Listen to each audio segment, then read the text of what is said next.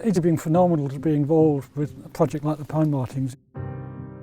I suddenly realised I was actually looking at the mother and her two kits directly in front of me. I genuinely live alongside pine martens, which I just find amazing. This is true landscape scale working. And it shows the power of everyone pulling together for nature. Had a brilliant volunteer effort. The truth is the project wouldn't be able to happen without them.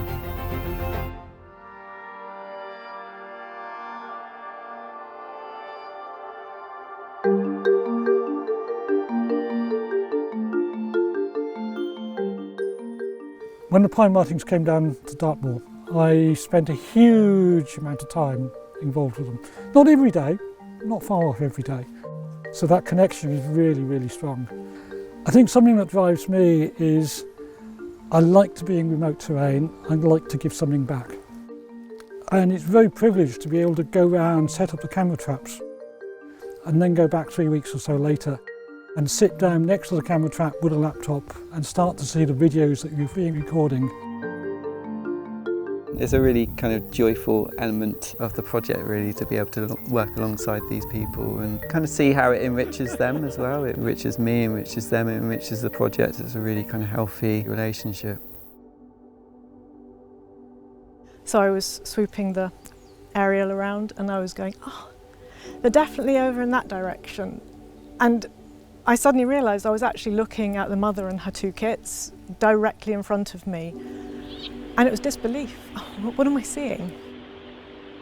I just felt so honoured, really. Like time stood still for a moment, completely. And then she just got on with her day. It was like a peak moment. Incredible.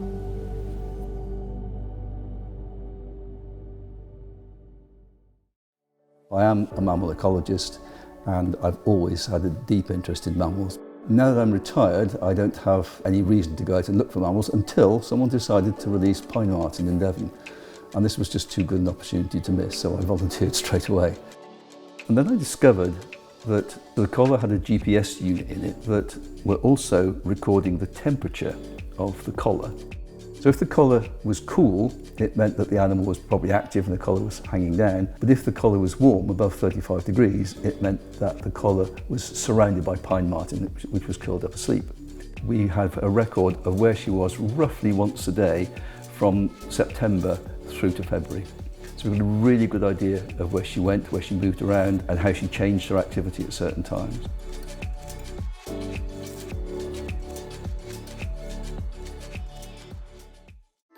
I thought I knew Dartmoor before I did this project. What I've realised is I knew patches of Dartmoor, but what this project has done and the movement of the pine martens is it's joined all of those different areas together. It's got me really thinking in terms of landscape and the connectivity between different woodlands and the habitat between those areas as well. My name is Elliot Fairs and I am the lead facilitator for the Team Valley Facilitation Fund. The concept of what our project aims to achieve is landscape reconnection, reversing the fragmentation that has happened over the decades. And we're looking to work with the Pine Marten project on helping some landowners to semi-fell some trees. Instead of being a standing tree or down on the ground, it gets hung up and in a safe way creates a completely different structure of habitat. That would be an ideal den building opportunity for pine martens. So when I'm doing things like community grants and looking at habitat improvement, I might be targeting those areas between blocks of woodland to see if there's things there that we can do to improve the lives of pine martens and other species. The two projects complement each other really well in terms of the scale and approaches that they're both taking in trying to talk to as many landowners and people as possible. This is true landscape scale working, the value of having these people being brought together and talking, not always agreeing, they're not always the easiest of conversations, but we're working amicably together to work towards the coexistence of a new species, the pine marten, and other species such as the pied flycatcher. Introducing a new predator does sort of generate some level of concern because we know that pine martens predate birds and birds in nest boxes. But of course we're incredibly well set up to evidence base the effects that pine martens might have. We've got this very long-term monitoring that puts us in an incredibly good position to test for population level effects.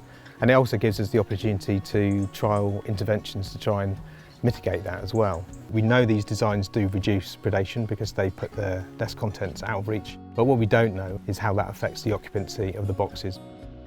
We do want to see our natural system restored as much as we can in the modern times, and reintroducing pine martens is part of that. I'm not concerned. Pine flycatchers live quite happily with pine martens in continental Europe, so there is a happy medium that can be found here. I'm confident of that. So we're here in Buckfastleigh today to meet the woolly nanas who have been creating a wool landscape.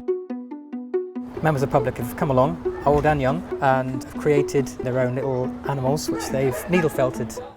Every single element was created by the community.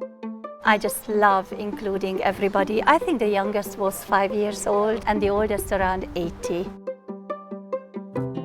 It's just been incredible seeing the amazing little creatures that they've made and their real excitement, especially the kids just have loved doing it. What an incredible thing to roll out and create stories around and talk about the animals that are there and to try and talk about woodlands and why they're important. I'm really excited by how many young people are going to engage with this now over the years to come. Such a real legacy for the project. It feels fantastic.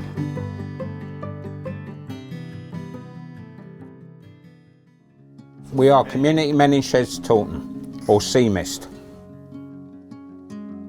Incredibly grateful for their amazing efforts. We really wouldn't be able to build these den boxes without the support of volunteers like these very skilled people that are happy to help the cause. We've now produced 9, and this will be our 10th one. Hopefully you can introduce the pine martens ASAP. Den boxes are super helpful for enhancing habitat, so if it's in a conifer woodland, for example, that may lack the natural features that a pine marten would be looking for. They're essentially trying to emulate a feature of a veteran tree, so a nice hollow that's a bit more temperature controlled and off the ground, away from predators, etc. I'm just hoping I can fit them all in my vehicle. So the last 18 months have been incredible. Like, lots of people who we're not speaking to now who've just given an hour here and there, and that's really equally as important because it's that combined effort of everyone kind of pulling together. To actually take part in the release and the study of the animals afterwards, and you start to see how they're interacting with the environment, how they're interacting with each other.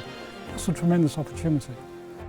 I think that that is a huge mark of success for the project, that there have been kits born on the moor. Something's changed, and it's just a tiny thing. 15 pine martens, but they've changed the whole landscape. We may never actually fully understand the benefits of the pine martens and what they bring in a very, very subtle way across our landscape, or even within ourselves and our communities, but it feels good. And I don't know how you score that, I don't know how you monetise that, but it feels good. It feels really good.